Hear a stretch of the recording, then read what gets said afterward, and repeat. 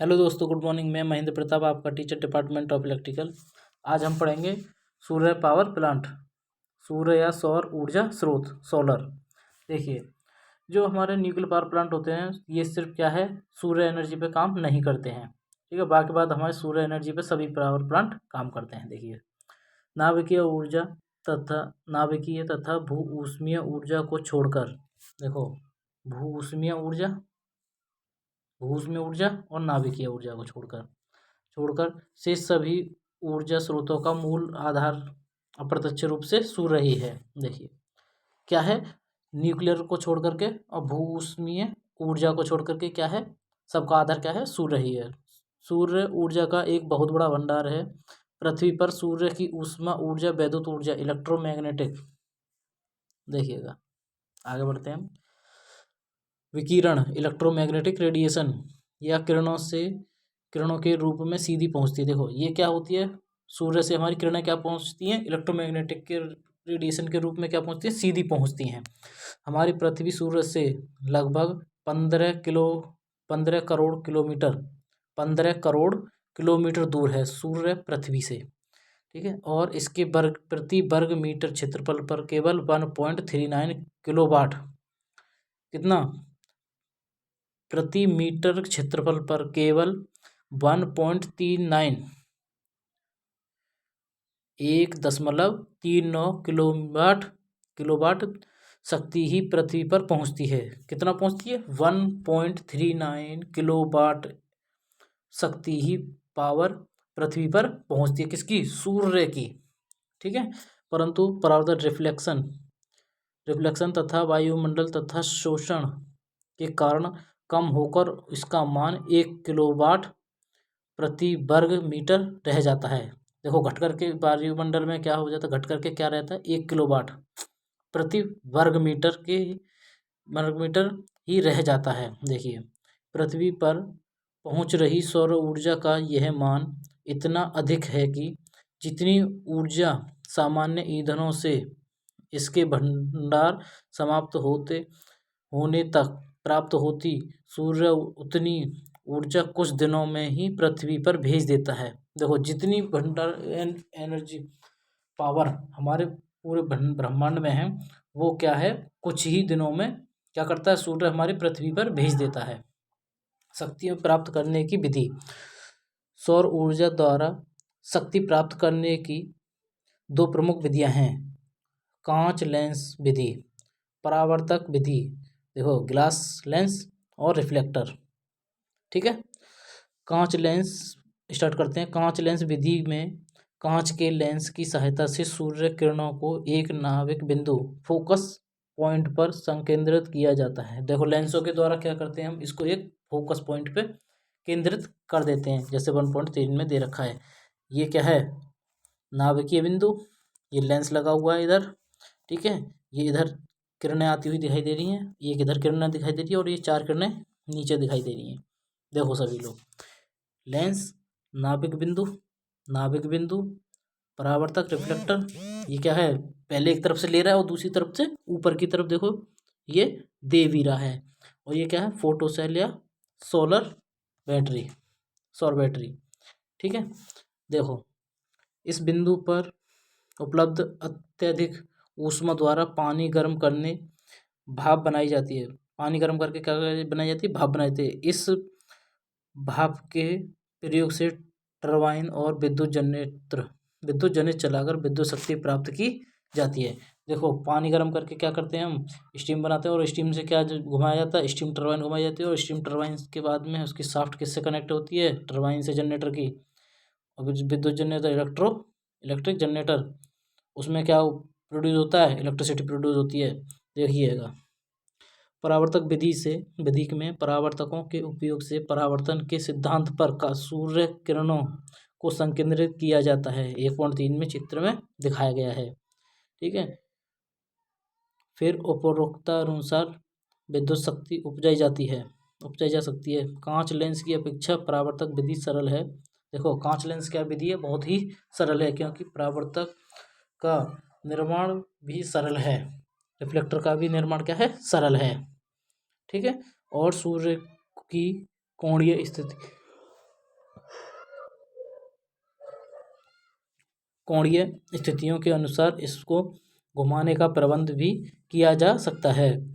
संकेंद्रित सूर्य किरणों की गर्मी द्वारा किसी हीलियम जैसी गैस को गर्म करने गैस टरबाइन भी चलाई जा सकती है। देखो, हीलियम गैस को गर्म करने से क्या होता है, गैस टरबाइन भी चलाई जा सकती है और विद्युत जनित्र द्वारा विद्युत शक्ति प्राप्त की जा सकती है। देखो, गैस टरबाइन को चलाएंगे हम किससे, हीलियम गैस को गर्म करके सूर्य किरणों से। ठीक है, तो उससे क्या है, जब गैस बनेगी तो गैस बनने से क्या होगा, गैस टरबाइन पर जैसे हम उसको कंट्रोल करके डालेंगे गैस टरबाइन के ब्लेडों पे, तो ब्लेडों के साथ साथ क्या है, टरबाइन की शाफ्ट घूमने लगेगी और टरबाइन की शाफ्ट किससे कनेक्ट रहती है, हमारी इलेक्ट्रिक जनरेटर से, विद्युत जनरेटर से। ठीक है, आगे देखो, सूर्य के प्रकाश को सीधे विद्युत में बदलने के लिए सिलिकॉन फोटोसेल बनाए गए हैं, जिनकी दक्षता लगभग 10.5% है।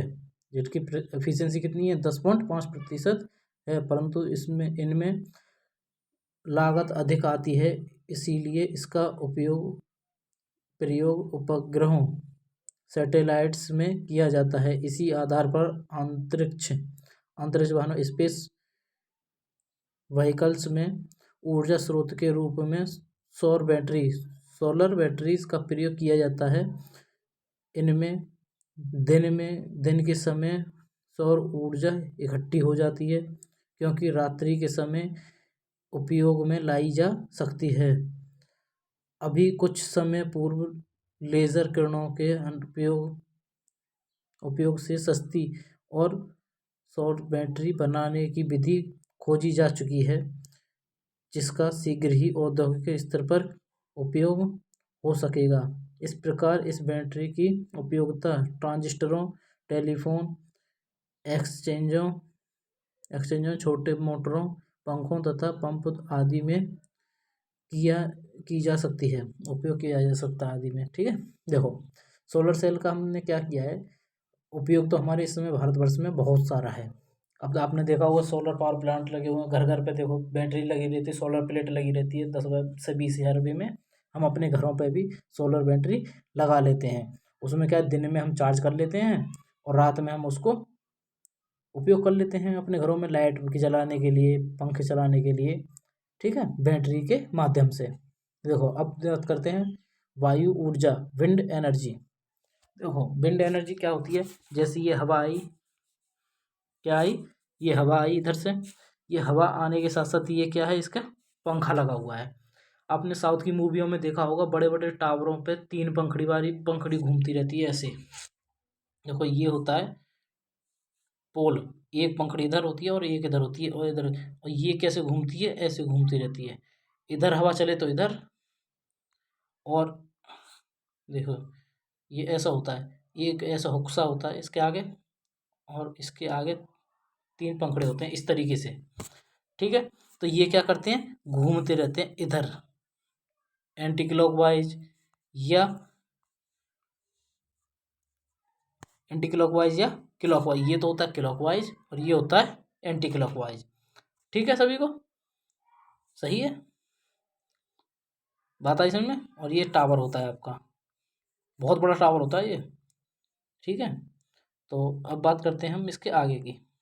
देखो, सूर्य द्वारा वायुमंडल के आसमान गर्म होने के कारण वायु प्रभावित होती है। देखो, सूर्य के कारण वायुमंडल क्या होता है, गर्म हो जाता है, तो वहाँ पर क्या होती है, वायु प्रभावित होती है।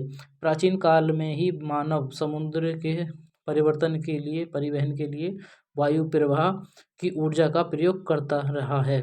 इसके पश्चात कई शताब्दियों में डेनमार्क तथा नीदरलैंड में पवन चक्कियों का प्रयोग होता रहा है। देखो, डेनमार्क ये विदेश में है, डेनमार्क और नीदरलैंड में क्या होता रहा है, पवन चक्कियों का उपयोग होता रहा है। शक्ति उत्पादन, पवन चक्की में वायु प्रवाह तथा क्षैतिज तथा ऊर्ध्वाधर अक्ष पर ब्लेड घूमते हैं। देखो, ये जो क्या है, ये क्या है, ब्लेड हैं। ठीक है,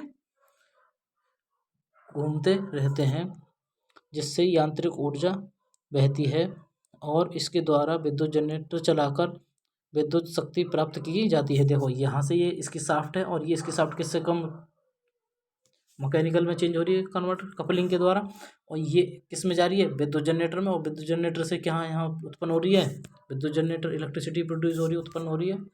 ठीक है, ये चित्र में दिखाया गया है बिल्कुल क्लियरली। अब बात करते हैं शक्ति उत्पादन।